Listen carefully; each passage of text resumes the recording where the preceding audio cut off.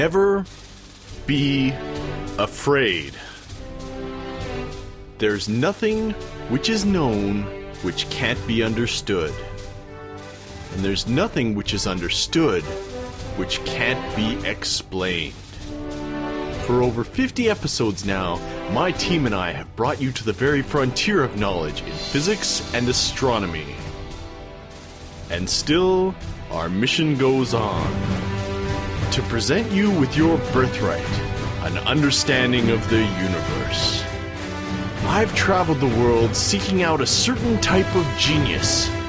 Masters of not only their academic disciplines, but also at explaining their research in understandable ways.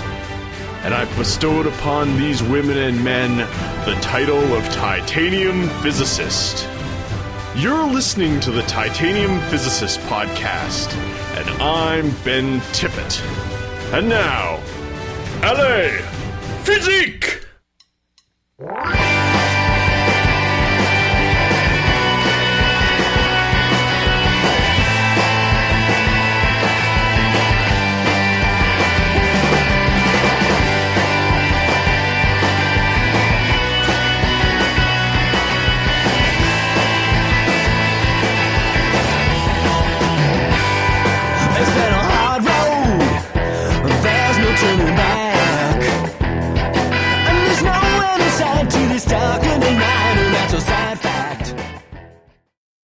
A scientist must have humility. And not for any honorable or virtuous reason either, it just comes with the job. See, being a scientist means that you need to both believe in an idea with your whole heart, and all the while you have to expect that it will be proven wrong. In a week, in a year, in a decade, and you have to do both. If you truly believe that you were wrong the whole time, you'd have no motivation to spend any time working on the idea in the first place.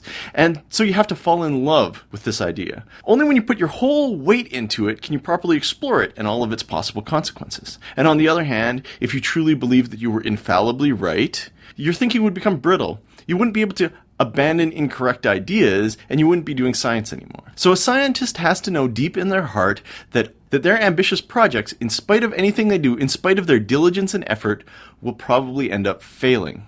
It's something you learn from failing over and over and over in the course of your training, and in spite of it, never giving up on the dream of being right. First you hear an idea and its evidence, and then you lean into it, and then you discover new contradictory evidence, and you have to cut out your own heart and abandon your original picture, and that's how you get better. Who cares if it means you have to admit to yourself and others that you made a huge mistake? You don't let your self-image get in the way of the pursuit of good work. You have to start thinking of yourself as fallible by default, in spite of your degrees and knowledge and title and reputation and accomplishments. Like I said, humility. Let's give you a sample of how it feels. Consider the proposal that glass, the stuff our windows and bottles are made out of, is a liquid. It's a very, very viscous liquid. I started hearing this idea about 20 years ago, and it changed my world. Start by imagining bitumen or pitch. It's the black, sticky stuff we use to fill cracks in the road. If you heat it up, it flows faster, but at room temperature, it flows so slowly that it appears to be a solid. Now, Thomas Parnell's famous pitch drop experiment, he filled a cone like the kind you drip coffee out of with this stuff, and he showed that it flows, but very, very slowly. It takes a decade or so for each drop to form and drop out the bottom. So yeah, this idea is that glass is just like that. We know that if you heat it up, it flows, and when we cool it down to room temperature, it seems solid. But is it solid? The molecular structure of glass isn't crystalline the way we'd expect it to be. The way ice is, for instance. I mean, solid glass can't make the glass equivalent of a snowflake. And if you go to a century-old cathedral with glass windows, you'll see the glass in the windows must be flowing downwards because of the pull of gravity. The bottoms of the windows are noticeably thicker than the tops of the windows. And this idea is fantastic. It makes intuitive sense, and there's evidence supporting the principle. Now, feel how good it is to know things? Think of all the glass objects around you slowly flowing towards the ground. It's mind-blowing. But it's wrong. The whole thing about glass warping over time is a misunderstanding. Humans have known how to make glass for thousands of years, but have only in the last 100 years have learnt to make the type of glass we're used to, glass which is really flat and really even. And before then, if you wanted to make a glass window, you'd have to cut your window pane from a larger piece of glass which was only fairly even. And then you'd put the thickest side facing down so that the window pane wouldn't be top heavy. Now, old windows look the way they do for reasons that have to do with the history of manufacturing, not the properties of glass itself. And furthermore, we've discovered that glass historical artifacts, which are thousands and thousands of years old. And if the cathedral windows were viscous enough to slouch this much in a few hundred years, then the 2,000-year-old bottles would be puddles by now. So all this stuff about glass being a very, very viscous liquid, it's not right. When you discover new information or a broader context, you have to throw out the old understanding, no matter how much sense it made to you. Getting it right in the future is more important than the feeling of understanding you had in the past. And at this point in the game, I'm going to guess that you're tired of listening to me sermonize. All this talk about glass, you probably just want to know more about glass instead of the science and the society. Well, guess what, TIE Fighters? Today's episode is about glass, what it is, and how it breaks. Now, our guest today is an icon, and he's super good looking, and I'm super excited to meet him. He's captured the hearts of fans of NASA and gotten shout-outs from presidents. He's a systems engineer at NASA's Jet Propulsion Laboratory, and he's worked on the Cassini-Huygens mission and the Mars Curiosity mission, and you remember his famous face from when the Mars Curiosity rover landed. Welcome to the show, Bobak Ferdowsi. Thanks. So, Bobak, for you today, I've assembled two amazing titanium physicists. Arise, Jessica Rimsza. Dun, dun, dun. Dr. Jessica got her PhD from the University of North Texas in material science and engineering. She's currently working at the geochemistry department in Sandia National Labs on glass and oxides and fracture. Now arise, Jane Cook. Dr. Cook got her PhD in metallurgical engineering from the University of Wisconsin-Madison, and after working for 16 years in research and development, she's currently the chief scientist at the Corning Museum of Glass in Corning, New York. Okay, everybody, let's talk about glass. So, should we start talking about what glass is deep inside of its guts? As a good material science exercise, we always like to get into what we call structure-property relationships with this idea that the behavior you see in mass when you have, a couple of septillion atoms in your hand, that behavior is somehow predicated upon the atomic bonding and the larger mesostructures. So I think understanding what that nature of those structures are, and as we begin to interpret things like what you were saying about flow rates and viscosity and shear stress and things, that's a good place to start, yeah. All right. So glass isn't a crystal, huh? Nope. Yeah, there's a couple of different ways that something can go when it cools down from its liquid state. And most things in the universe are perfectly happy and given the time to nice and neatly arrange themselves according to the rules of inorganic bonding to assume a crystal structure. So some sort of a structure where you can define a repeat unit that will propagate itself and fill space, and that's a crystalline material. But glass gets in its own way. The protostructures that glass begins to form as it cools down while it's still a liquid for materials that will form glasses frustrate themselves, and that's literally the term that's used. Glass is a frustrated material. It's a frustrated solid because it couldn't, in the time that it was given, to change from a liquid into a solid as the heat was extracted and the atoms slowed down their vibrations. The atoms just didn't get a chance to find their way into those nice, neat repeating positions, so that it became a disordered solid instead of an ordered solid. So it's a class of material. It's a subtle distinction from most of the other materials in the universe that do crystallize, but glasses don't. And an interesting thing that I think about glass is that it's not like a truly randomized mixture of atoms, because there is some extremely localized units, which are like silica tetrahedra with the silica bonded to the four different oxygen. And, there's also boron oxide, it's kind of a base unit, and then aluminum oxide as well. And so there is kind of, I don't want to say molecular structure because that's obviously very wrong, but this bulky formation of atoms. And that's part of the reason why glass kind of gets in the way of itself. If it had more flexibility and it wasn't so thermodynamically driven to form those base units, it would more easily crystallize. So it's kind of an interesting mixture of things where it has this extremely structured local kind of unit, right, versus it has this overall long-range disorder, which is part of what makes it so frustrated. And another aspect of it is you begin to sort of classify what glass is, just like you can with people, right? You ask a person who they are, and they can give all sorts of specifications for themselves. I mean, glass is a solid. Glass is a disordered solid. But in its most refined form, glass is actually a disordered solid solution, in that it is made up of things that a solvent base material that other solutes are dissolved in. And it's the combination, it's the action of these solvents acting with the solutes that creates this material that, I mean, from the point of view of industrial applications, and also you see it in geophysics and in petrology and volcanology and beyond, this amazingly accommodating material that you can just keep throwing things into, and it just dissolves them and sucks them up and brings it into this flexible, disordered structure, and change its optics, change its viscosity behavior, change its mechanical properties. It's a highly tailorizable, adaptable material for technology and industry and beyond. Okay, Bobak. Yes. You have an engineering background, right? Right. How much of that did you get? I got some of it, not all of it. Okay, so first let's talk about crystals. So the idea here is that glass isn't a crystal, and to distinguish what we mean, we have to talk about what a crystal looks like. You know what a crystal looks like at the molecular level. Yes. The repeating pattern. You think of a salt crystal, it's like alternating NaCl, NaCl attached next to each other in 3 dimensions, making a lattice structure, right? Right.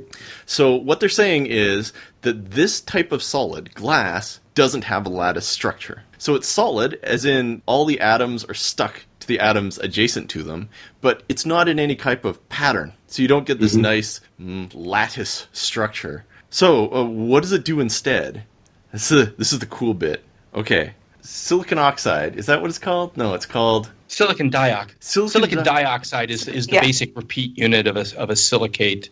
For folks who might be more familiar with organic polymers, it's essentially the idea of like a mirror, like in a polymer. And there's some people who describe glass actually as a polymeric material, but instead of the carbon-hydrogen units as being the backbone of the plastic, the silicon-oxygen units are the backbone of the silicate-type polymers. It's not a great analogy. It begins to break down. It's just as a visual, if folks are more familiar with plastics and polymers, it's a bridging idea. Right. So the basic unit of our glass is silicon dioxide. For every one silicon, there's 2 oxygens, right?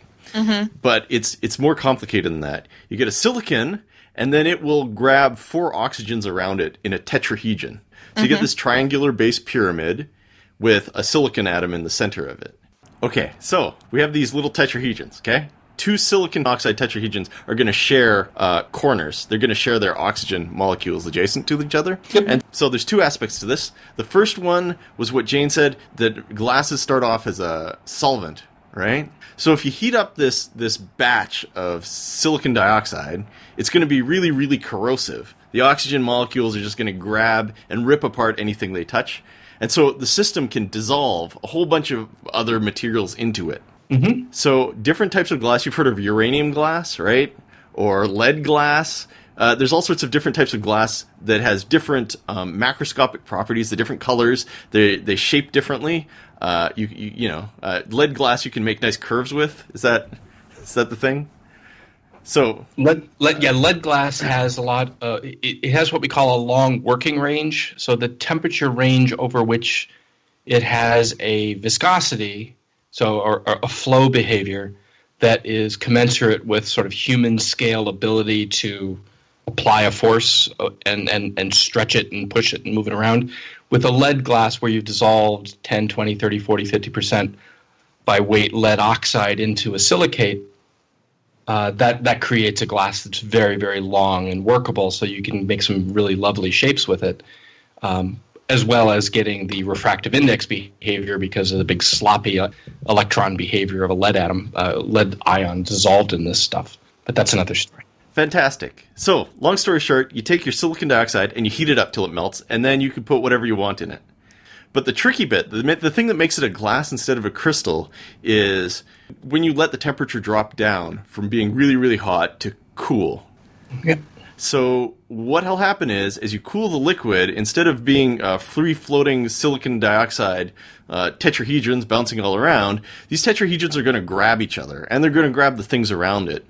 But if you cool the system down quickly enough, the system won't end up ordered. It's kind of like when you're moving, like it's moving day, and you're supposed to pack all these boxes, but you've been procrastinating. So instead of like wrapping everything nicely and like nesting all the bowls in each other, you're just like, I'm gonna wrap this bowl in a sweatshirt. I'm gonna wrap this cup in a sock, right? And just throw it all in a box, and it's not packed in the box efficiently. Yeah. Essentially, these silicon oxide tetrahedra don't stack efficiently. They just kind of grab each other. And so instead of getting a nice lattice, you end up with weird chains of these tetrahedrons stuck together. And in between them and around them are whatever else you've dissolved into your silicon dioxide liquid. Mm-hmm. So overall, the glass is a solvent which has dissolved other random things that we decided to put into it. But then the other defining characteristic is that inside of it, it's not a nice lattice of these atoms. Instead, it's made of these long chains that are all attached together in weird ways. So it's super, super disordered at the molecular level. Nanoscopic.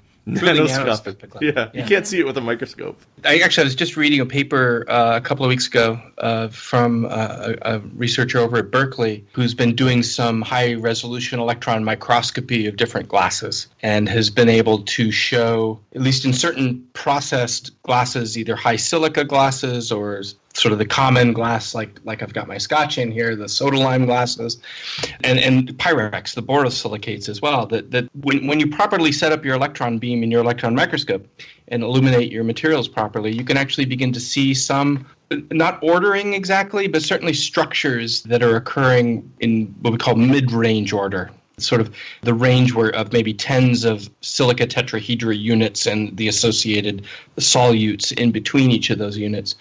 Something funny is happening that they're beginning to see with electron microscopy. It's not exactly ordering per se, but it's sort of suggesting that given the opportunity, that the drive for things to crystallize is an extremely powerful force in the universe, which is why glasses are so rare overall. Yeah, so in glasses, so I was saying that, so I do atomistic modeling, right? And when we analyze a structure, we do a lot of analysis of the extremely local structure, so the specific Si tetrahedron, SiO tetrahedron. But actually, we can look at the intermediate range order. And you said, Ben, that it's chains, and it can be chains, but in pure silica, we see a lot of rings, which contain 10 or 12 or 18 or even larger numbers of atoms. And we can analyze that ring structure, and what we see is that even in amorphous silica, the most common ring we form is the same one that you would see in quartz or cristobalite, which is the crystalline forms of silica that you would get if you cooled the system really slowly. So even in a pure glass, we're seeing that there is a thermodynamic drive to form that more stable structure that you would see in a crystalline system.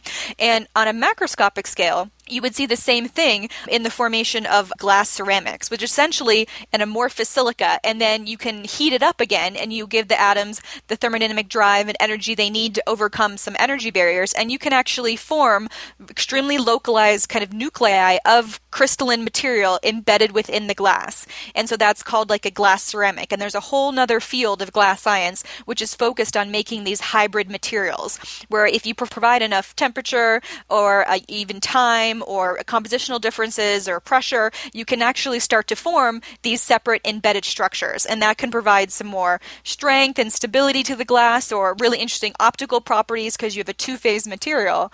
And so that kind of shows that glass in its deepest, core wants to be crystalline. That's the lowest energy state of it. And it's kind of stuck in this metastable environment. And it's always kind of searching for a way to form a crystalline subset so that it can be the lowest energy state. Because of the work that I do at the Corning Museum of Glass, I work a lot with artists who work in glass in different ways. And there's many, everybody's familiar with glass blowers because that's very sexy, and flame workers because you see it at fairs. But there's other ways of working glass that are really quite common and really quite lovely that involve casting glass or fusing glass. So taking it in its solid state, cutting it into different shapes, and then putting it into a furnace that doesn't get hot enough to totally melt the glass back, but just enough to get it to flow a little bit so that it starts to stick together.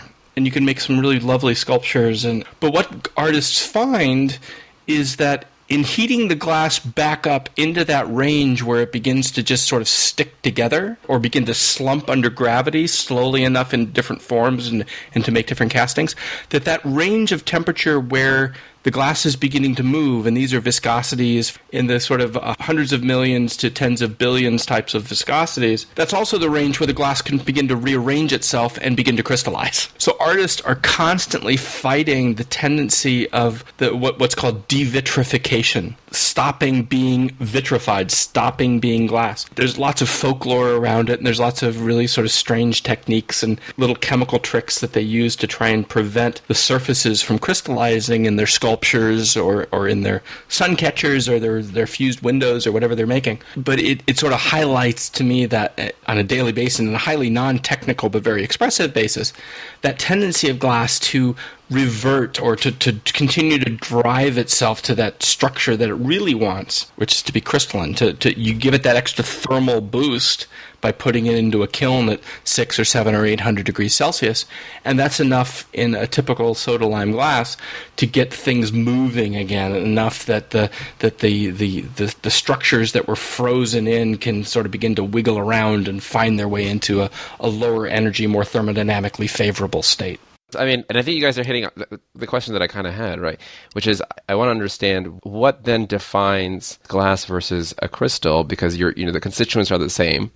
You're telling me, but at some level, is the lower energy state mean it's no longer glass? Is glass just a local minimum? Yeah, that idea of local minima gets into a relatively new field of theory of understanding the nature of glass, with the idea of actually defining within the structure of glass an entire.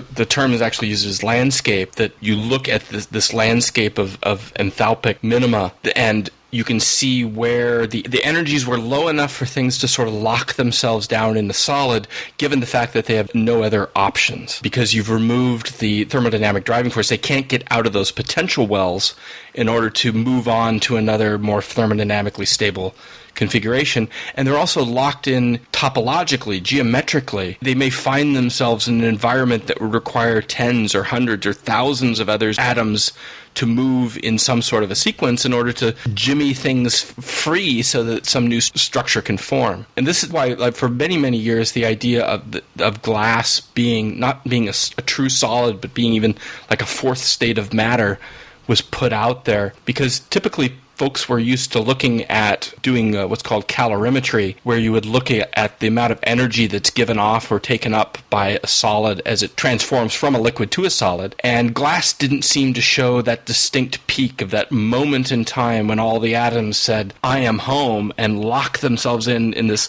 nice low energy state. What you see is more of a distribution, as locally every atom sort of picks its moment to say, based on who's hanging out with me, this is where I want to live.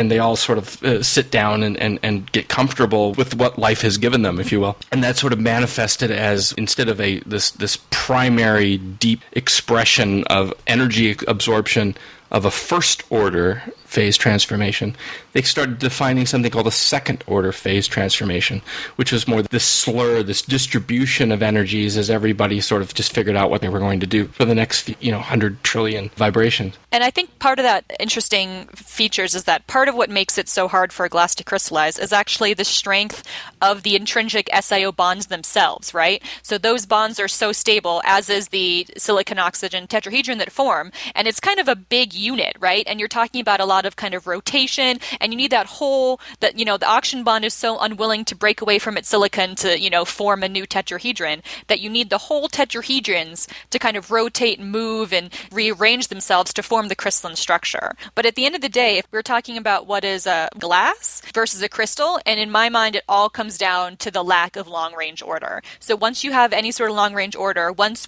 you know where one atom is, and you can say where, an atom 8 atoms away is with certainty, then you're a crystal, right? So even though we have this local kind of structure, because you're lacking the long-range order and realistically a ton of intermediate range order, that's when you've officially gone from like a crystalline material to an amorphous material, in my mind. Yeah, and this is where I think a lot of the solid state physics comes in the mathematical definition of a solid, that this idea of order versus disorder is something that can actually be quantified. I mean, you can do the calculations on structural entropy to decide what is the actual number of joules required to move a structure from its nearest ordered structure to a disordered structure. So that can be quantified.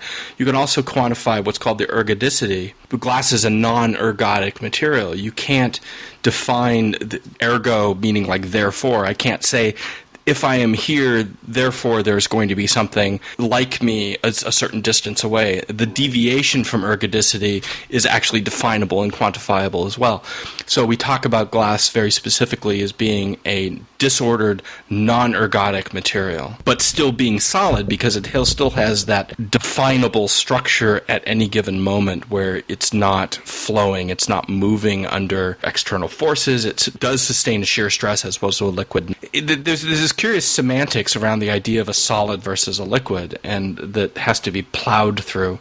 In terms of the sorts of discussions that are still going on in solid-state physics and non-crystalline materials physics, it really becomes the idea of what glass is locked down right now in discussions of subtlety and relaxation and the sort of local reorganization that Bobak was talking about. Of is it just this sort of things just sort of shimmying themselves around to find their way to a more comfortable place in the absence of what we would think of as a thermal process that actually gives things enough juice to actually move around. I guess I'm still trying to understand if this is sort of a spectrum of things, because you're talking about ergosity, and then I want to, is there a threshold at which those things just be kind of like a perspective? Let's say something I'm familiar with, planets, right? We define a set of rules and we say, if you are spherical of a certain size, you are a planet. If you're not, then you're a dwarf planet. If you're smaller, then you can't pull yourself into a ball, then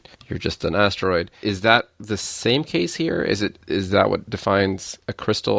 Or is a crystal always perfectly something? So within crystal chemistry, there's the idea of a defect. Crystalline defects are thermodynamically driven. The number of defects that you're likely to find are a function of the Boltzmann constant. The more you heat something up, the more thermal energy you provide, the more defects that you're going to introduce. So you can get to a point where the number of defects that are present, so the deviation from the known good crystal structure, actually sort of cross over into a realm where the dynamics, the kinetics that are driven by the presence of defects seems to begin to override just what you would define as just what's going to happen because the crystal is a crystal. That's that transition from order to disorder or ergosity to non-ergodic. But what ultimately defines the fact that something is a solid, and this is my own point of view, and this is a subject of some controversy. To me, ultimately, the word solid, and this is because I work with artists, the solid is, if I drop it, does it break? Or does it splat? Does it fill the container in which it's in some sort of a reasonable time frame, or does it not? From that point of view, glass is most definitely a solid.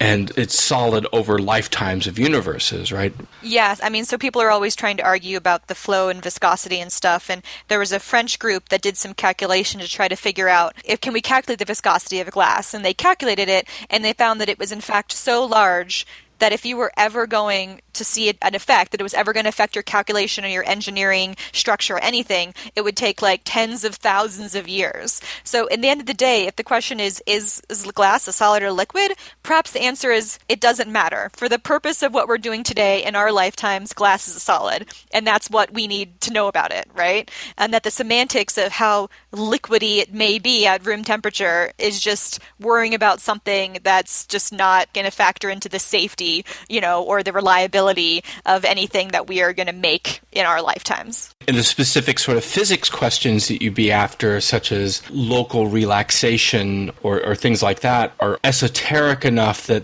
it's perfectly fine to consider those within the context of a bulk solid and then just add them on to the just atomic motion under local chemical potentials. It really gets away from the real practical definition of if I hit this, it's going to break. Or if I heat it up, it's going to crystallize. So the silicon tetrahedron is on the order of, 0.7 angstrom or so. So that's short-range order, SRO, in glass parlance. MROs, or mid-range order, starts to be sort of from 2 to 10 tetrahedral units, so getting on the order of a few nanometers. And this is like that work we were talking about earlier out of Berkeley, what you can see under a transition electron microscope with good contrast imaging. And there you can begin to see that, I'm making rings, or I'm making chains or double chains or something like that that's going on. But I can see that those mid-range order units themselves are isolated islands that then have a certain bend or twist or something that's going on that causes a non-continuity. You can see that there are boundary layers. And so those then begin to get on the order of tens of nanometers and beyond. So silicate glasses, and by that I mean glasses with a silica solvent that are then modified by the addition of particular elements or ions such as sodium or potassium or lead or boron or aluminum. Those sorts of structures all tend to fall on this local order on the order of a few angstrom, to mid-range order on the order of a few nanometers, and then longer range order beyond that nanometer type scale. And at that point, then you start to get also on the order of crystals, of crystal grains that would begin to populate a particular material. So that's the range of orders that we're talking about. Yeah, and that's part of the reason why we use modeling a lot to look at it. Because if you're talking about nanometer, you can be talking about a few thousand, 10,000, 50,000, 100,000 atoms, and that's certainly something that we're capable of simulating these days. So it's really interesting to look at the inconsistency and the different structures that you can form inside the glass. I mean, people think of glass as a material of commerce or of cultural importance goes back about 3,500, 4,000 years. Honestly, it's really only been in the last 100 years that we've had the tools, say, with X-ray diffraction to begin to probe the structure. And only in the last, 20 years, really powerful, say, synchrotron X-ray sources or electron diffraction sources to go deeper. And then the type of stuff that Jessica can do, these molecular dynamic simulations, is really only a few years old that can actually handle. It takes tens of thousands, 100,000s of atoms in order to actually simulate a structure that lacks a crystal structure. You can get by with a few hundred atoms if you know that you've got a defined crystal structure, but if you lack one, you're into statistical gray areas if you're under 100,000 atoms. And frankly, that's new. That's brand new. Incidentally, if you get one of these crystallizations, is a crystal noticeably different than a glass in terms of, oh no, I cooled it too slowly, now it's a crystal? Would it look differently? Do you mean physically? If you do any sort of characterization, you'll get a distinct peak associated with the formation of the more ordered structure. So any sort of diffraction-based characterization technique would pick it up in a hot second, right? And Jane might know something more about this. I think in some cases with the glass ceramic, you actually get a little bit of a change at the interface, which can affect the transparent properties. So in most cases, if the samples I've seen of glass ceramic have been opaque compared to being clear, but usually the glass ceramic has a lot of interesting constituents in it, so that might be impacting the transparency. Exactly. As you go from a truly extended non-crystalline material, it's also extendedly isotropic, right? It has the same properties in every direction. And as you begin to create interfaces and boundaries, as your crystalline ordered areas get to on the order of quarter to half wavelength of light, say 100 to 200 nanometers, you'll actually begin to see structures, and you begin to see an optical representation, which often comes in as dichroism. You'll begin to see scattering off of these pieces, and it can be really quite lovely. And some artists actually shoot for this sort of long-level crystallization type behavior because it essentially recreates scattering, right? I mean, why is the sky blue and the sunset orange? You begin to see that in pieces of glass that you look through them and they're orange, and if you just look at the reflected light, they're blue for exactly the same reasons as the sky. So you do get to a level where as the crystallization progresses, as you create domains that are on the order of quarter to half wavelength of light, you actually do begin to see with your eyes effects that are related to that domain size. Okay, so let's imagine that we're the glass artists, and we messed up. We heated up, but then didn't cool our glass fast. Glass artists never mess up. It just becomes a new expressive mode. Okay, I Exactly. see. So we're creatively failing. to Yes. make regular Yes. glass. So instead of cooling it down fast enough so you get these weird, frustrated systems inside of it, you get little pockets of crystal, little crystal seeds. And the slower the system cools, the larger the seeds will be, until the point where they can start interacting optically. And at that point, it'll get all scattery. It'll get shimmery and rainbowy. Right, or eventually it'll become opaque, eventually. White glass is just glass that's shot full of crystals. White isn't a color in glass, it just means that it's incoherently reflecting back at you whatever you're throwing at it. For example, if you're going to make a white glass, you dissolve into that silica solvent things that, as you cooled it down, would preferentially form lots of small crystals. So you'd put in phosphate ions or fluorine ions, for example, that would make calcium fluoride or magnesium fluoride crystals at the hundreds of nanometers type size, and that would make a very lovely white glass. Or phosphates or tin oxide, titanium oxide, things that as you're cooling down will rapidly lose interest in the silicates around them and pull together and make lots of tiny crystals, leaving the silica glass behind. Makes a mixture. It's a precipitate. It's just like if you make a sodium chloride and a calcium carbonate solution, you mix them together and all of a sudden the calcium carbonate falls out. It's solution chemistry, but instead of an aqueous chemistry system, it's a silicate chemistry system. So all the sorts of rules that you learn in freshman chem doing little chemistry magic trick type experiments, it happens in glass. It's more complicated, but it's still a matter of, what does it want to stay in solution or does it want to crystallize and fall out of solution? Yeah, the good news is that you can use sort of standard solution chemistry methodology to analyze it. The bad news is that the more that you put things into this solution, the more the solution itself becomes the solvent. This is why you don't learn about glass chemistry in freshman or sophomore level. You have to wait till you're like a senior and you've taken like 3 semesters of physical chemistry before you can actually understand what we call a strong electrolyte solution, which is what a glass solvent combination is. I mean, it's beautiful, it's logical when you understand the foundations of it, but you can't get to those foundations until you've been whipped to a pulp by various chemistry professors. Okay, so now we have at least a sense of what makes a glass on the microscopic scales. Suppose somebody comes into your lab and they give you a shiny rock. How can you tell, based on the macroscopic properties or any test you can do, whether or not they've given you a glass or not? Working in a museum, the question then immediately becomes, can I do destructive or non-destructive testing? You ask the person and they say, yes, whatever you want, I just want this rock out of my house. My husband is obsessed with this rock, it needs to go. Do whatever you want. Tell me if it's a glass, though, because we have a bet. Well, the first thing I would say, if someone walked into my lab and said that, they said, I found this rock and I want to know if it's a glass or not, I would say, well, there's a 99% chance it's not a glass, because glasses just don't form that often in nature, right? Like, there's essentially, I can think of 2 main ways, one main way and one slightly less popular way you can form a glass. And the most popular way would be like a volcano, right? When a magma can cool fast enough to form a glass called obsidian. Or if you have a really dry environment and you have a lightning strike on the sand, you can form a very small kind of glassy structure. Or a meteor impact. Or a meteor impact. So it's just not that common to form naturally in nature. So the chance of someone walking up to you and saying, here I have a glass, I'd be like, probably not. But you could test it in a few different ways. And probably the easiest way to tell would be to see if there was any dependence, in a crystal system or a fracture or react differently depending on how you crack it. So if you apply force along a specific plane of atoms, it will fracture more easily than in a different direction. But because amorphous systems have kind of this random mixed up, frozen, liquidy kind of complex structure, then they have isotropic properties, which means that if you fracture the system from lots of different directions, it should fracture consistently throughout the structure. And then if you do the characterization, so if you do any sort of magnetic resonance or X-ray diffraction or anything, you would get one really broad peak, indicating that there's no consistency or repeatability in the base units.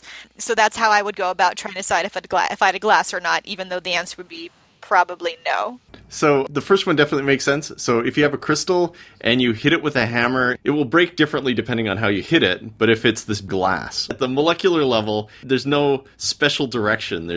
And so if you can't split it in half easily. Right, yeah. The term that gemologists use is cleavage. Say you have a salt crystal. You can very easily break that into nice perfect cubes with a razor blade because it likes to break along those nice clean lines of bonding. Glass doesn't have that. So that type of cleavage is a really good indicator. If you're a geology person like me and you happen to have a hand lens in your pocket at any given moment, you can even look at the breaks, and even if they look sort of glassy or what we call conchoidal fractures, you can look at those pretty carefully and see if it's actually breaking more discontinuously as the crack finds its way from grain to grain. Some crystalline materials break in a way that looks a little bit like a glass, but when you're trained to the eye, you can actually tell the difference between a true glass breaking versus just a fine-grained material breaking. And the second one Jessica listed was, you can use X-ray diffraction or one of these other analytical tools. In X-ray diffraction, what you do is you shine X-rays through a crystal, through the solid object, and then you turn the object. And so X-rays, the wavelength of the light wave is about the same size as the distance between two atoms in your solid.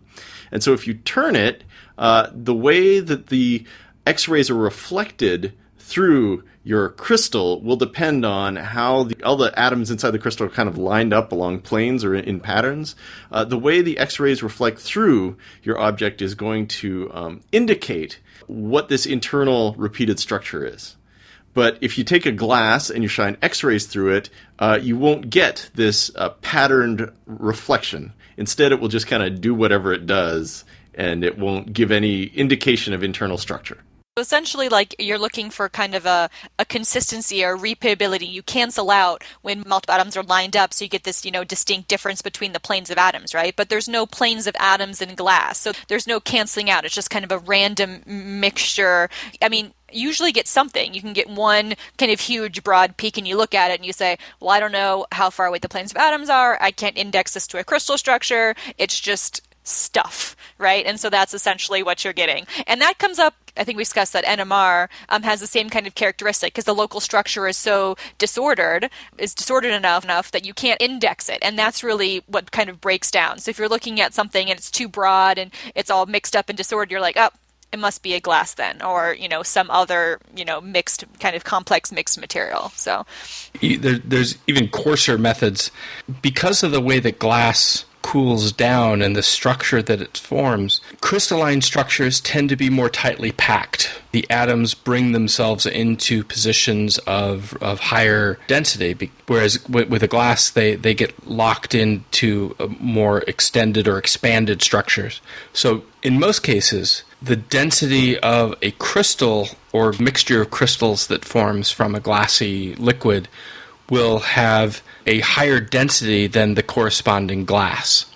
So, for example, if I have a obsidian, which is this black glass that most people are familiar with that forms in volcanic eruptions, that has a density of about 2.5 grams per cubic centimeter. But if the liquid that was going to form obsidian cools more slowly, say at the center of a lava flow or even below the surface of the earth, and forms granite instead of obsidian, then it has a density on the order of 3, so from 2.5 grams per centimeter to 3 grams per centimeter. You notice this when you've handled a lot of glass samples. Someone can hand you a piece of material and you immediately sense that it is lighter than it would be if it was crystalline. It's sort of one step beyond when someone hands you something that looks like it could be glass and it's plastic, and you notice that it's much, much lighter than it should be. So with a sort of you can very quickly determine also glassiness versus crystallinity, often just based on a gross density calculation. Another way that you can get at it is also thermal conductivity. Glass, because it lacks a crystal structure, it also lacks coherent phonon motion. Phonon vibration, or the motion of the atoms as they vibrate in response to temperature, isn't coordinated.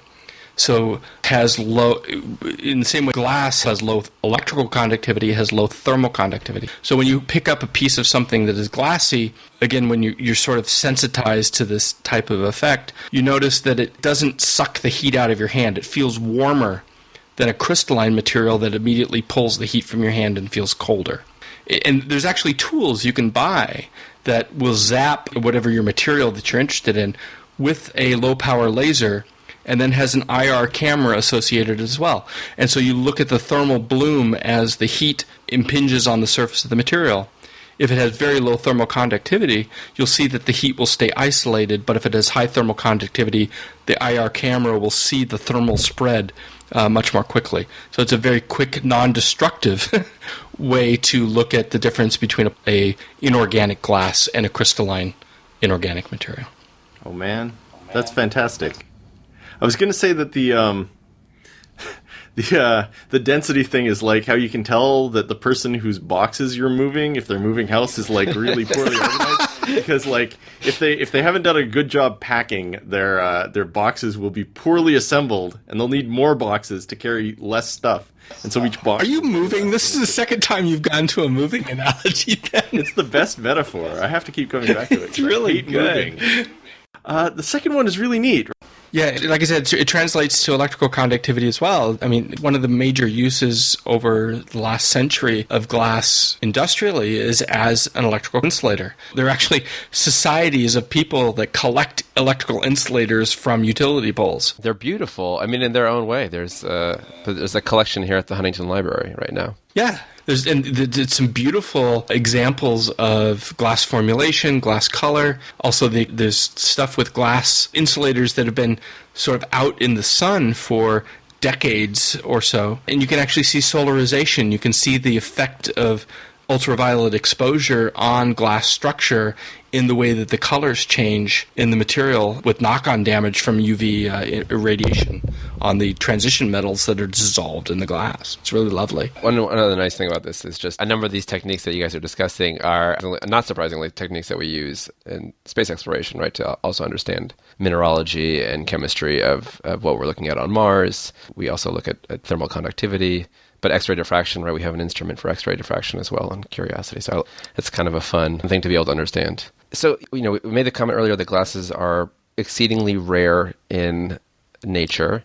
And I'm really curious about how we know so much and how we kind of to the state of knowledge. And then I really want to hear about where it's going to. To me, I think of so much of what we know is inspired by what's around us. And if glasses are not very common, I'm kind of curious how we came to where we are. Actually, before I get to the glass for humans, let's talk about glass in the universe. So even though we say that glass is very rare, we're really specifically referring to glasses based on silica backbones. Sort of one of these factoids that you can win a drink at a bar with, I suppose, is that the most common type of glass in the universe is actually water. That most of the interstellar water that's crystallized, recent results from radiotelescopy is actually showing that it's amorphous. So the water itself, if it crystallizes very, very rapidly, as you would expect in 3K environment, will not crystallize but solidify in a way that's amorphous. So the glasses themselves, writ broadly, the phenomenon, the kinetic conditions necessary for things to come together and solidify without crystallizing is certainly possible. When we say that glasses are rare, it's more in the lithosphere of Earth or Mars or the Moon. Those conditions necessary, the chemical conditions, the composition space of the combination of atoms that will actually create a solution that will self-frustrate on solidification, that's a very small subset of all the possible things that silicates in various lithospheres will do. Humans really discovered the ability to make something interesting that was glassy only about 3,500 years ago, even though they were making things that were at least partially glassy well before that as part of either glazes on pottery or slags in early metallurgy.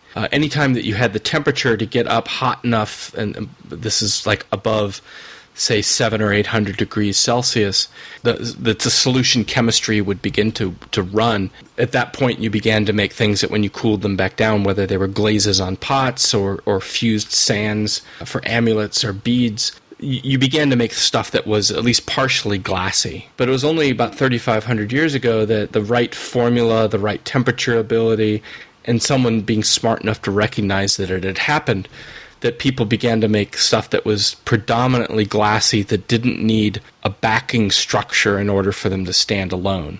So this is an object that is entirely based on glass. that doesn't need a pot and it's not floating on top of molten metal. And so this happened in Mesopotamia. It was quickly picked up in Egypt between like 32 and 3,500 years ago. But they didn't know they were making glass. What they thought they were doing was doing magic to make semi-precious stones. Because of the types of materials they were working with, the first sort of colors that they stumbled across were very, very similar to lapis lazuli, which was a very valuable stone in both Egypt and Mesopotamia.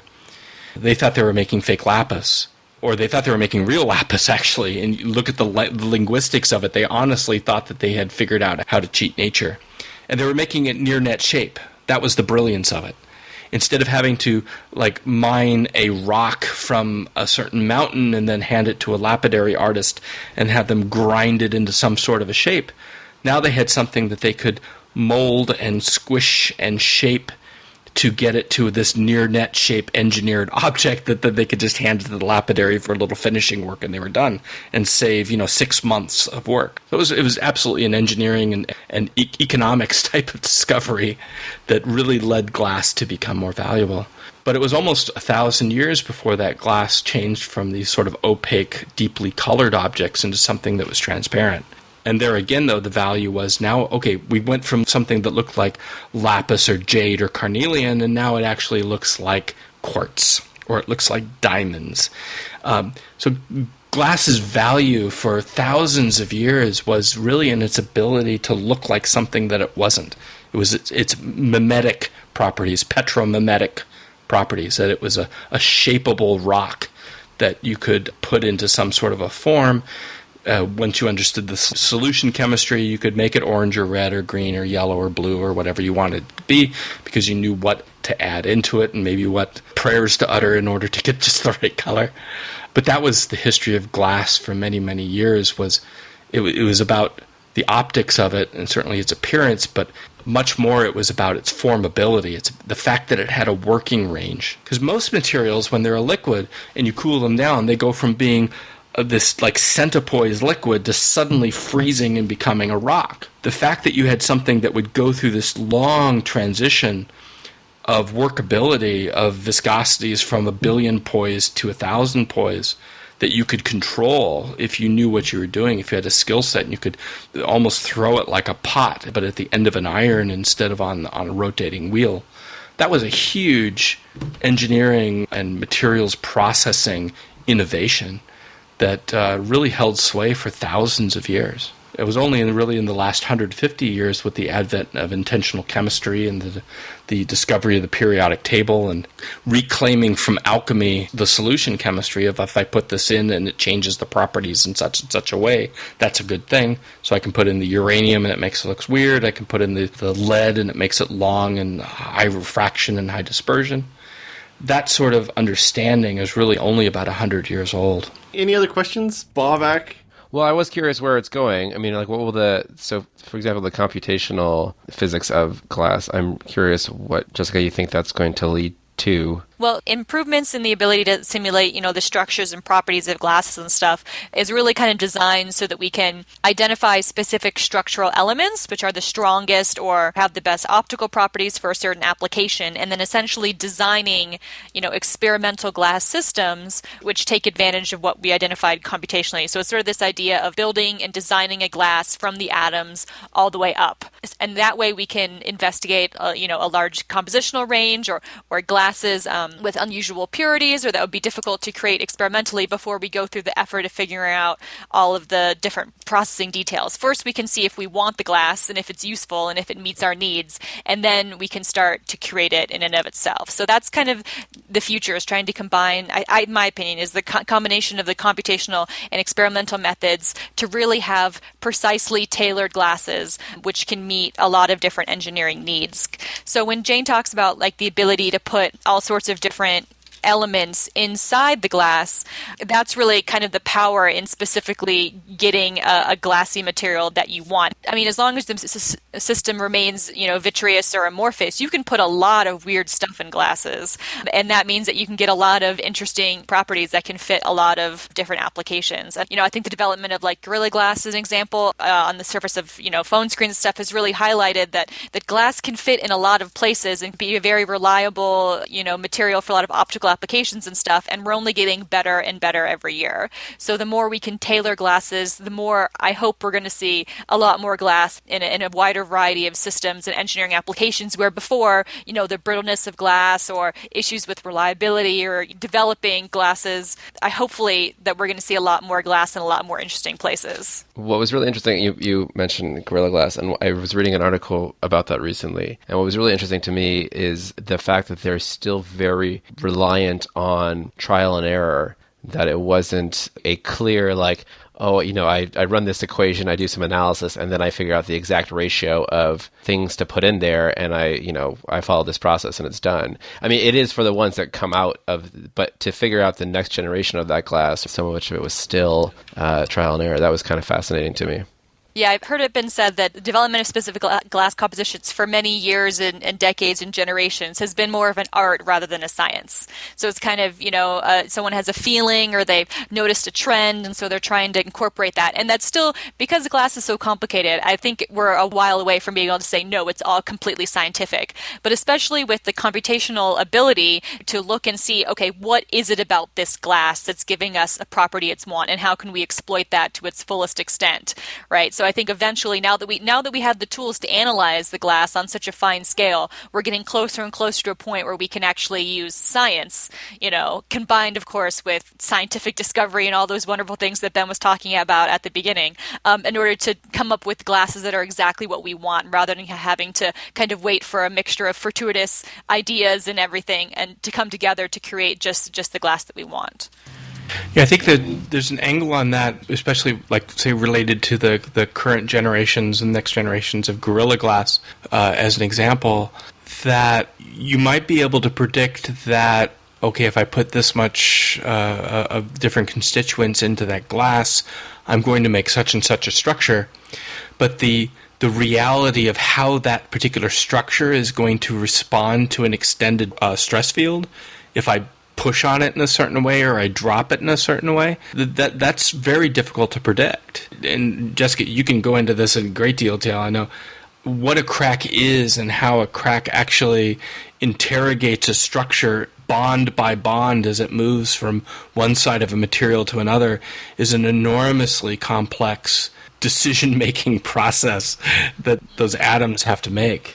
Yeah, so in the case of a glass, because you have so much interesting and variable local structure, it's not as though all SiO bonds are exactly as stable, right? It depends on how many oxygens the silicon is bonded to. It depends on what other atoms are nearby, how much modification the structure has, if there's any other network-forming units, if there's any boron oxides or aluminum oxides or anything else that's going on. So even just trying to figure out, like, what's the weakest link in this glass structure, that's something that we're still investigating, right? And if we can figure out exactly what the weakest or the strongest is, we can create glasses which are, more or less stable, are stronger, or more resistant to fracture, can heal themselves. And so that's kind of part of the area that I'm looking at, is trying to figure out, within all this variability, that just provides a wonderful opportunity to exploit that, to make stronger glasses, more reliable glasses, or perhaps the opposite. Maybe you want a glass that fractures easily for whatever reason. That's another just opportunity that we can exploit. Yeah, I mean, that makes sense.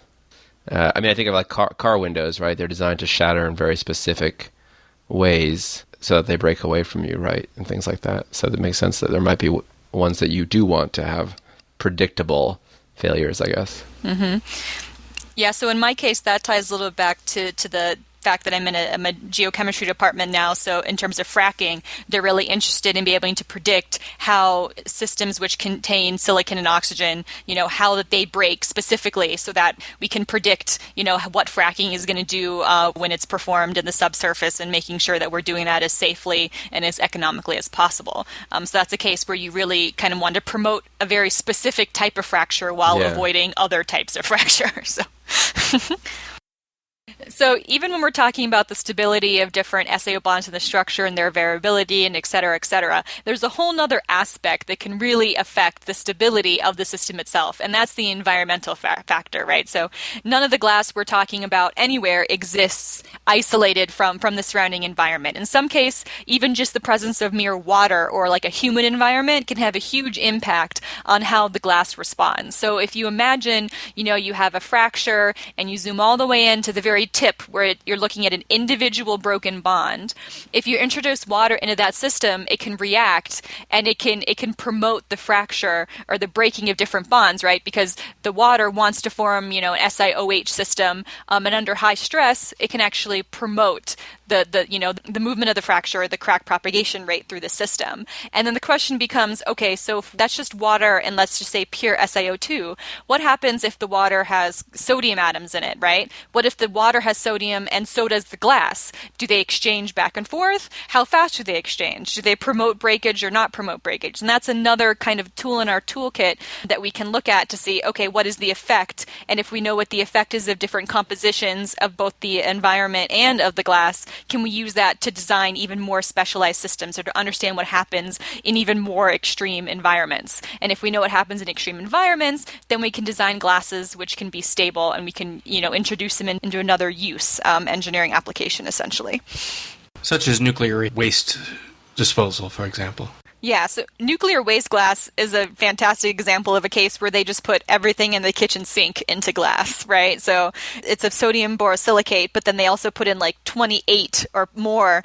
A lot of these are proprietary stuff, and I don't know what they are. But they just put an immeasurable number of things in it because they can. And it's a great way to take, an actinide or something radioactive and just kind of lock it away because it finds a, quote-unquote happy position or, local equilibrium where it can just sit and then it's very, very stable. So in some cases we want to pick what we want to put in it, and in other cases we just want to put everything we can to keep it kind of locked away in this stable silica backbone type structure. So in an industrial setting, say for making window glass or cell phone cover glass or whatever it is, that question of reliability becomes paramount, where you're essentially selling reliability.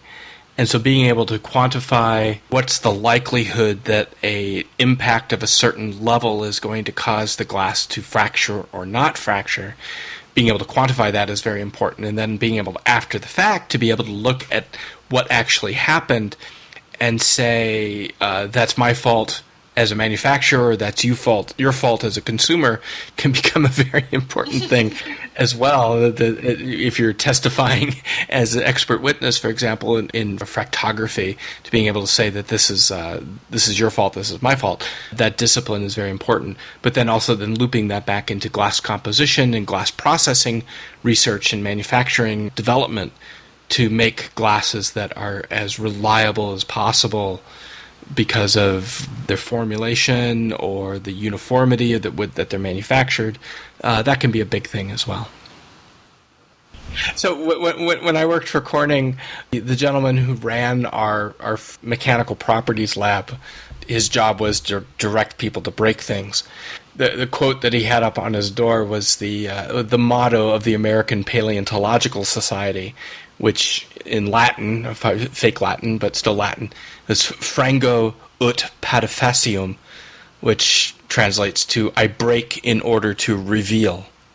So that idea that fracture or the way that any material breaks is kind of going back to what we said at the beginning, this idea of the kind of the fundamental principle of materials engineering, of structure property relationships, that I can understand what's going on at the atomic, molecular, mesostructure level by how the mass of quintillions of atoms behave together. If I break something in the right way, I'm paying attention, I've got it well instrumented, I can actually understand about what it is that I've broken. Even though I've broken it, oops. But at least I've learned something, right? And it's always important to learn things if you're going to destroy something in the process.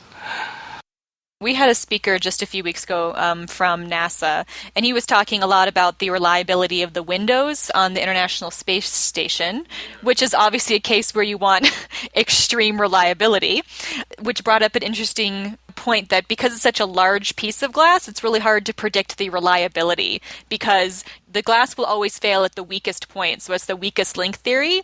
So with a super large piece of plate glass, it's really hard to say what the biggest flaw is and to keep it as small as possible. And so that made a particular challenge because you're in an environment where the stakes are so high, right? And you need such a tight seal. But obviously, astronauts want to be able to look out of the space station because that's part of the fun.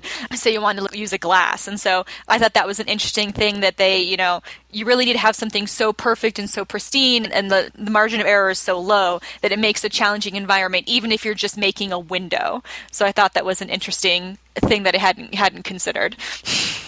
Yeah, and they finally found the first damage to it, right, with a micrometeorite that had smashed into it. So I'm curious. I'm very curious now if they've done any sort of testing. Obviously, it would be non-destructive testing of that plate of glass to see how it started failing and if anything else would come. I mean, they have windshields as well that they can use to cover it. But you're right. I mean, nobody wants to leave those closed all the time, so they can't look outside.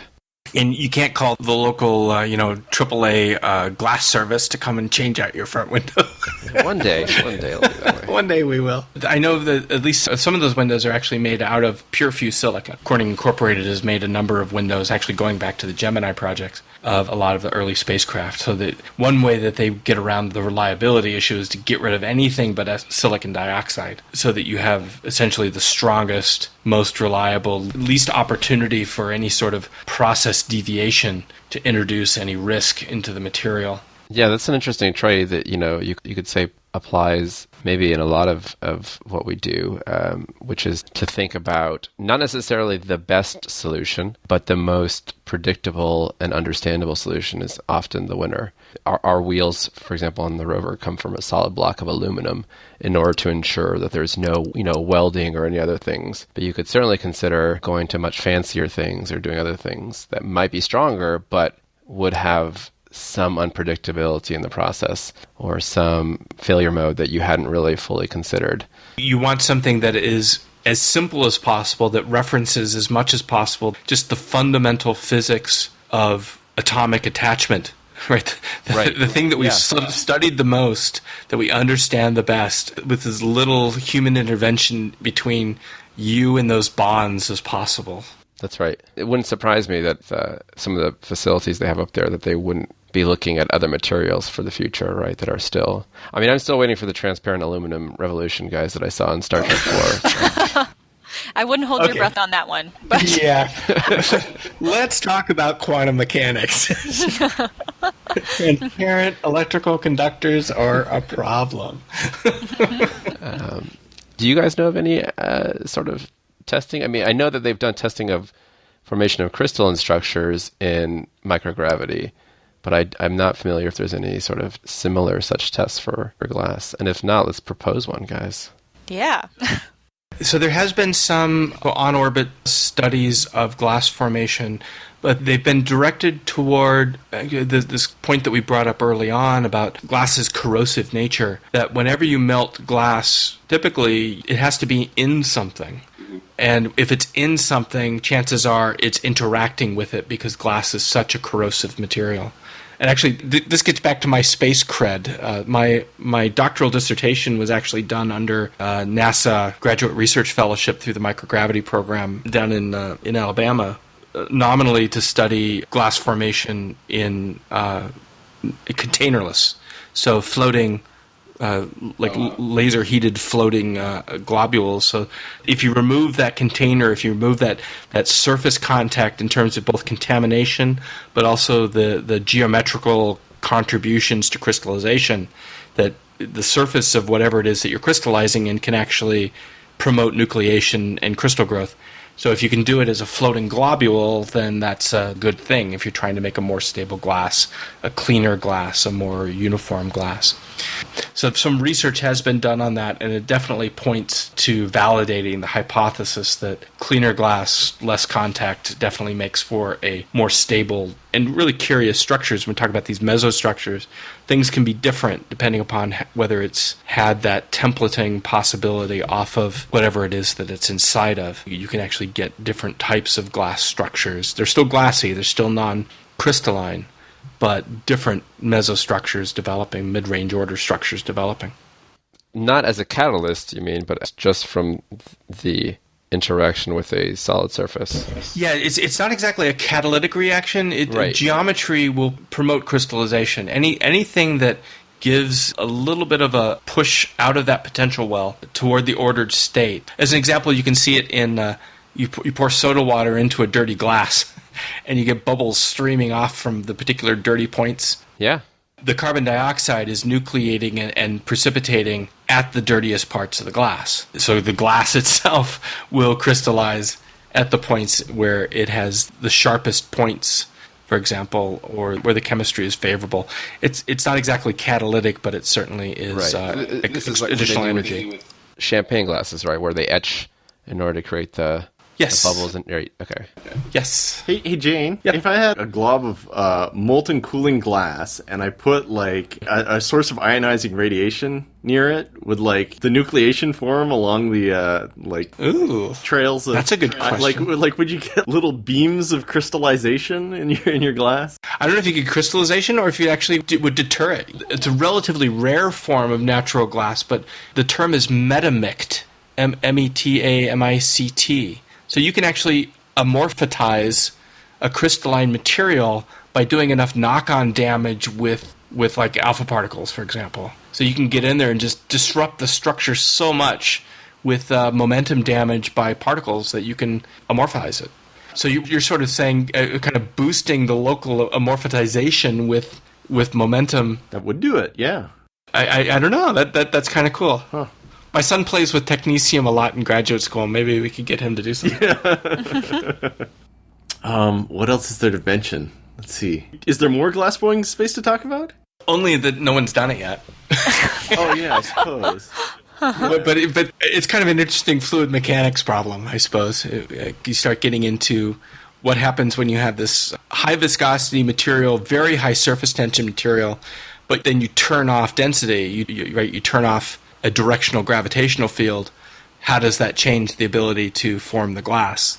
All your dimensionless groups that are dependent upon some sort of a G term, if you remove that, how does that change heat flow, convection, convective currents, glass flow? It's something that some of us will definitely start to talk about around a bar. If you have another glob of cooling glass and there's little crystallization nucleuses in it, will the crystals like sink to the bottom over the course of it cooling? Do you end up with a gradient? No, because that gets into sort of Stokes type of relationships. That the density of an individual crystallite and how it's going to move in a gravitational field, like that force is compared to the viscous resistance is minuscule. Okay. So settling over industrial type timescales is minimal, but you actually see it in geological systems. You'll actually see in, say, like a large molten intrusion below the surface that maybe cools off over several hundreds to tens of thousands of years. You'll actually see the first things that will crystallize out of that are like the quartzes and the zircons, the high temperature, high density things, will actually fall to the bottom of the magma chamber, and then the crystallization will kind of go forward from those pieces. But in like an industrial scale, you make these little tens of nanometer to micron type crystallites. They're so small, they're essentially colloids at that point. They tend to stay in suspension. They don't have time to move under gravity. So that wouldn't be a huge advantage or disadvantage to blowing glass in space. It's going to be more that a typical glassblower or a flame worker, they rely on gravity a great deal. They fight it, but they also use it as a way to elongate the material or to change the shaping of things. Oh. So if you suddenly turned off gravity or turned down gravity, it would definitely change the way that a glass blower manipulates a bubble or a gob of glass at the end of a blowpipe. Holy crow. So many things I don't know. and nobody knows, because, I mean, who the heck's going to let someone blow glass in the space station? Here, I've got this glob of glass at 1100 degrees C. Let me just sort of spin that around a little bit, okay? You worry about M&Ms getting into the works. Imagine that. I would watch that. I would show my physics classes that video. That'd be fantastic. Oh, absolutely. Well, it'll be very interesting to see, in the next 100 years or so, we start colonizing the moon or Mars and working at 1/6 or 1/3 gravity, and people are going to need to make stuff out of glass. How are they going to accommodate that? It'll be very interesting. Well, that was fantastic. Good work, everybody. Thank you, Jessica. Thank you, Jane. You have pleased me. Your efforts have borne fruit, and that fruit is sweet. Here is some fruit. Jane, you get a plum. Oh, gross. And Jessica, you get a pear.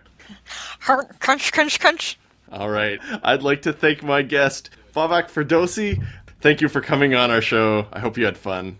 Thank you, guys. That was super fun. I appreciate it, and thanks for answering my questions. All right. Well, that was really fun. So, it's announcement time. First announcement, please give us a review on iTunes or tell your friends online about us. On another note, we're still humbly soliciting your donations. Your donations go to paying for server fees and our projects to transcribe the episodes when they come out, and our sweet project to buy people microphones. All of those are going super well. You can send one-time donations through our PayPal off of our website, or you can go to our sweet Patreon site and give us a recurring $2 donation. This particular episode of The Titanium Physicist has been sponsored by a collection of generous people. I'd like to thank the generosity of Paul Manns, Haris Askar, Simon Lunt, and Robert Brooks for their donations. I'd also like to thank our Emperor Courtney Brooke Davis, Mr. David Lindells, Mr. Carl Lockhart, our eternal friend B.S., and Randy Dalzell, a Miss Tina Raudio, the enigmatic Ryan, a gentleman named Crux, and Gabe, and Evan Weens, David D., and Dan Vale, a Mr. Alex, WTL, Mr. Per Proden, Andrew Waddington, Mr. Jordan Young, and John Bleasy, a Brittany Crooks, James Crawford, Mr. Mark Simon, Tucson's Gang of One, Mr. Lawrence Lee, Sixton Linnison, Mr. Simon, Keegan Eade, Adrian Schoenig, Andreas from Knoxville, Cadby, John Campbell, Alexandra Zani is great, Winna Brett, Eric Dutch, Etienne, and a gentleman named Peter Fan, Gareth Eason, Joe Piston, and David Johnson, and Anthony Leon, as well as Doug B., Julia, Noah Robertson, Ian and Stu, a Mr. Frank, Philip from Austria, and Noisy Mime, Mr. Shlomo Dalal, Melissa Burke, Yassine Urzazi, Spider Rogue, Insanity Orbits, Robin Johnson, Madame Sandra Johnson, a Mr. Jacob Wick, Mr. John Keys, a Mr. Victor C., Ryan Kloss, Peter Klipsham, Mr. Robert Halpin, Elizabetha Teresa, and Paul Carr, a Mr. Ryan Newell, Mr. Adam K., Thomas Shire, and Mr. Jacob S., a gentleman named Brett Evans, a lady named Jill, a gentleman named Greg, thanks Steve, Mr. James Clausen, Mr. Devin North, a gentleman named Scott, Ed Lavlington, Kelly Wienersmith, Jocelyn Reed, Mr. S. Hatcher, Mr. Rob Aberzado, and Mr. Robert Stietka. So that's it for Titanium Physicists this time. Remember, if you like listening to scientists talk about science in their own words, there are lots of other lovely shows on the Braculo Media Network. The intro song to our show is by Ted Leo and the Pharmacists, and the end song is by John Vanderslice. Good day, my friends, and until next time, remember to keep science in your hearts.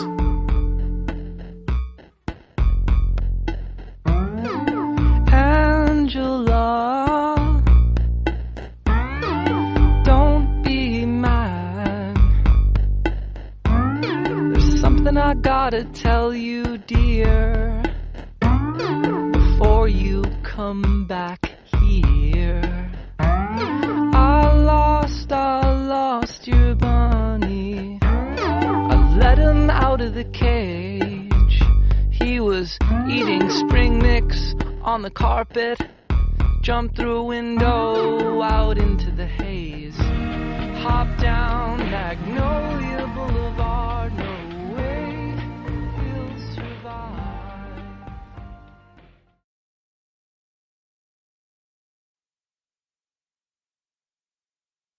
So to start us off, Bobak, do you have any general questions about glass? Well, I'm just now realizing that Corning Glass, the name has actual city associated with it. So it's a really good start to learning things today. Yeah, the company was named after the city. What, really? Yes. It's not like, Hershey, Pennsylvania. Hershey, Pennsylvania. Yeah, or Hershey, Pennsylvania. No, the company existed over in Brooklyn back in the 1850s to 1860s. And then they packed up the whole company on a barge in about 1868, almost 150 years ago, and sent it up the rivers and canals and ended up over in Corning, New York, over in western New York State in 1868. Corning was a better place to manufacture glass back in the 1860s because of cheap non-union labor and a confluence of coal from the coal fields and sand and other ingredients coming in from the St. Lawrence Seaway and down the Erie Canal. And the deal is that two of these tetrahedron can share a corner. So two silicon atoms. It's like we're building Lego out of these little triangles where their corners can stick together, these little pyramids. Oh, absolutely. When I give lectures to artists who often know absolutely nothing about chemistry, I actually bring Lego. I went and bought Tinker Toys, old school 1960s Tinker Toys, so that I can show them how electrons around a nucleus determine the bonding arrangements, but you can bond things together locally that are determined by, the number of holes drilled in your hub, but that doesn't restrict you from having those individual combinations of a central hub and some hubs around it from actually having some twisty degrees of freedom so that they can actually make something that's disordered, even though the central units themselves have a very restricted order based on inorganic chemistry rules. It's actually very eye-opening for people to see when you can make something that looks totally random and crazy, but it's made out of things that are absolutely highly structured. Mm-hmm.